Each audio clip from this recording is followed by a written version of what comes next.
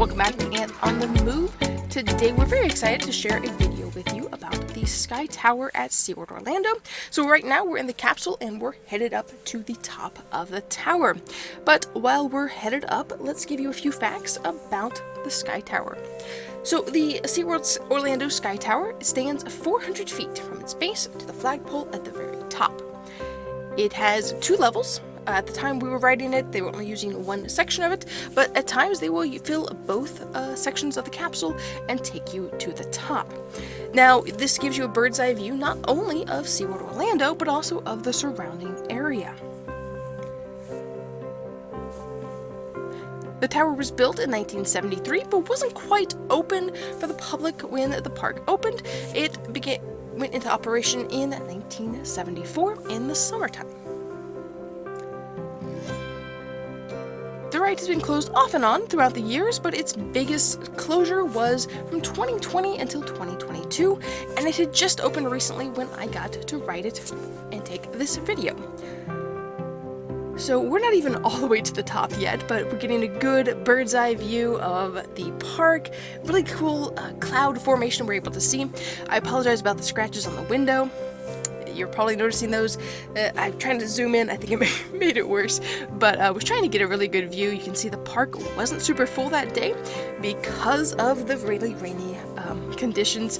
It was actually the day of a tropical storm had come through, and so the park really wasn't very crowded. So if you're planning to visit, they have a tropical storm might be a good idea.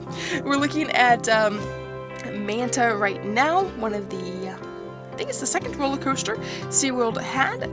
Right past it, off to the right there, we're able to see A Journey to Atlantis. It was the first water roller coaster that SeaWorld has.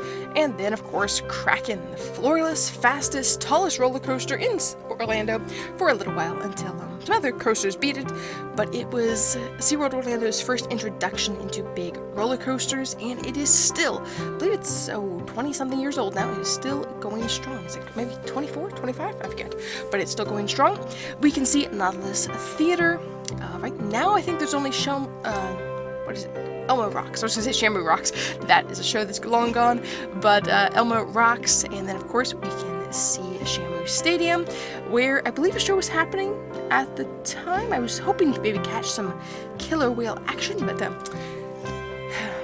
big, but they're not big enough to really catch on screen. And we're coming now into the middle of the screen. We can see Bayside Stadium, where is the best spot to watch Ignite, the 360 firework and laser show, water show that happens at SeaWorld during the summer.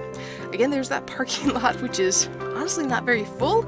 They definitely were not parking across the street in turtle parking, so it's a great day to go.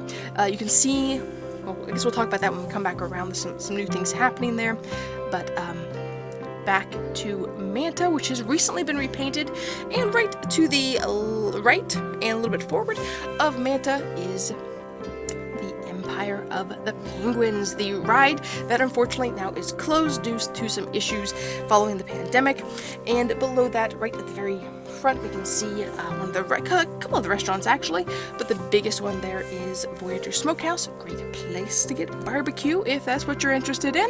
Right along the lake, a good spot to watch fireworks, except for that they usually close 30 minutes before park closure, so you can't be there, is Lakeside Grill. But I'll try to put an arrow so you can see it. There's a little spot where you can kind of watch Mako, and then right along there you're able to watch the fireworks as well. I'll try to put an arrow in there for you. You can see a lot of the pods and things in the ground. That's where the lights, the lasers, I guess it's not really lasers, but the lights and all show up with the fireworks. We get a good view with the way I tilted the camera of the boardwalk. Something to remember is that the boardwalk will often close early. So like if they're wanting to move people out, the boardwalk may close to kind of push everyone out in one direction, but it will definitely be closed following fireworks. Almost always closed after fireworks. I'm wanting to say definitely, but I'm pretty sure it's almost always closed because that is where they are firing the fireworks from. And so they're going to push everyone around past Mako to get out of the park. So plan, if you're in Bayside Stadium, you have a long walk to get back around. Here with a little snaking pathway, we're able to see the Seaport Theater, which is a great place to watch Rescue Tales or Night Vision, as their summer show is called. A great place to get in out of the heat, enjoy some air conditioning, get to see and hear a little bit about some cool rescued animals, and that's a lot of fun. What else can we see here? We're coming down already. Wow, it goes fast. It is about from the time we left the bottom till the time we got to the top, came back down. It was roughly about a 6-minute ride, so that's something to take into consideration if you are waiting for the ride. It will take a little bit longer than, say, Icebreaker, which will only take about a minute. The ride's about a minute long, maybe a minute and a half, and we can see Icebreaker across the pond there. Even though it is bright orange, it does kind of blend in as we've gone around. I haven't really noticed it that well. I'm not sure why my eye isn't attracted to it.